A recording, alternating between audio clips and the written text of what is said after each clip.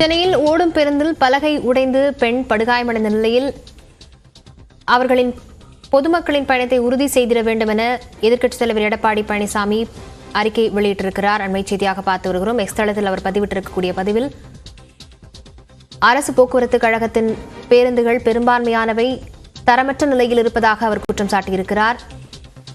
ஏற்கனவே உள்ள பேருந்துகளுக்கு உரிய தர பரிசோதனை செய்ய வேண்டும் எனவும் அந்த பதிவில் அவர் குறிப்பிட்டிருக்கிறார். நேற்று அமைந்தகரையில் பேருந்து ஓட்டையில் பெண் ஒருவர் சிக்கிக் கொண்டிருந்த நிலையில் ஓடும் பேருந்தில் பலகை உடைந்து அந்த பெண் சிக்கியிருந்த நிலையில் பாதுகாப்பினை உறுதி செய்ய வேண்டும் என எடப்பாடி பழனிசாமி வலியுறுத்தியிருக்கிறார். இலவச பேருந்து என்ற பெயரில் தரமற்ற பேருந்துகளை இயக்குவதாக அவர் குற்றம் சாட்டியிருக்கிறார். மேலும் அரசு போக்குவரத்து கழக பேருந்துகளில் பெரும்பாலானவை தரமற்ற முறையில் இருப்பதாகவும் அவர் குற்றச்சாட்டினை பதிவு செய்திருக்கிறார்.